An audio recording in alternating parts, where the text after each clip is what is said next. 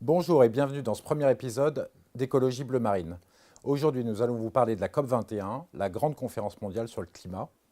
À votre avis, Eric, s'agit-il d'un coup de com' ou d'une démarche réellement constructive?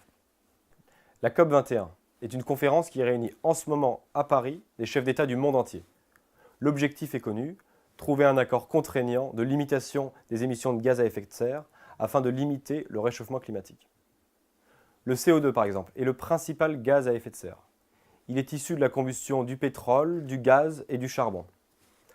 En France, l'importation de ces énergies fossiles nous coûte plus de 60 milliards d'euros tous les ans et est à l'origine de dizaines de milliers de morts. Il est donc indispensable à terme de nous passer de ces énergies fossiles. C'est un enjeu climatique, écologique, mais également économique et sanitaire. Mais revenons-en à la COP21. En théorie, tous les États sont d'accord pour limiter leurs émissions, pour faire des politiques moins polluantes et plus durables. En pratique, c'est tout l'inverse. Les intérêts des États sont très différents et un accord semble très difficile. Les peuples européens et insulaires, par exemple, sont pour un accord ambitieux et pour un accord globalement contraignant, alors que les États-Unis ou la Chine ne veulent pas du tout entendre parler de contraintes. Les monarchies pétrolières, quant à elles, et les grands pays énergétiques ne veulent pas se priver de leur manne financière. Cela fait plus de 20 ans qu'on organise des conférences climat comme la COP21.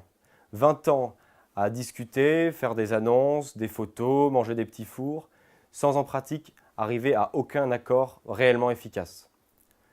C'est pourquoi on peut douter du résultat de cette COP21.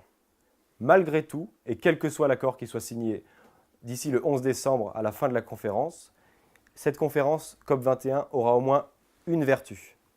Elle permet de parler d'écologie, de climat, d'énergie et donc de parler de notre avenir. Eric nous l'a montré, la COP21 n'apportera pas de solution miracle au dérèglement climatique. Cependant, on peut être très optimiste pour l'avenir pour plusieurs raisons. D'une part, le prix des énergies renouvelables a considérablement baissé ces 20 dernières années. Il est aujourd'hui comparable au prix des énergies fossiles que sont le pétrole, le gaz et le charbon. Dans peu de temps, elles seront moins chères. D'autre part, toutes les solutions techniques existent et sont au point pour se passer des énergies fossiles. On peut bien entendu chauffer une maison, un bâtiment avec du biogaz issu de la méthanisation, avec du bois avec une très forte efficacité énergétique, avec de l'énergie, de l'électricité issue des énergies renouvelables ou de l'énergie nucléaire. Les voitures électriques comme la Renault Zoé sont au point et leur vente décolle enfin. Malheureusement, pour l'instant, leur autonomie reste limitée à 150 km. Mais la première voiture à pile à combustible, donc à hydrogène, de série, vient d'être commercialisée. Il s'agit de la Toyota Mirai qui a 500 km d'autonomie. L'hydrogène est d'ailleurs la solution de stockage, le vecteur de stockage dont nous avons besoin pour nous passer de pétrole. On le voit, toutes les solutions techniques sont au point.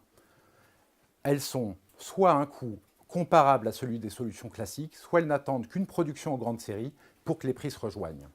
Il n'y a donc aucun obstacle technique ou économique qui nous empêche de réaliser notre transition énergétique. Ce qu'il nous manque, ce qu'il nous faut maintenant, c'est une volonté politique claire, des idées structurées, un plan pour mettre en place, pour mettre en œuvre ces solutions dans des conditions économiques vertueuses.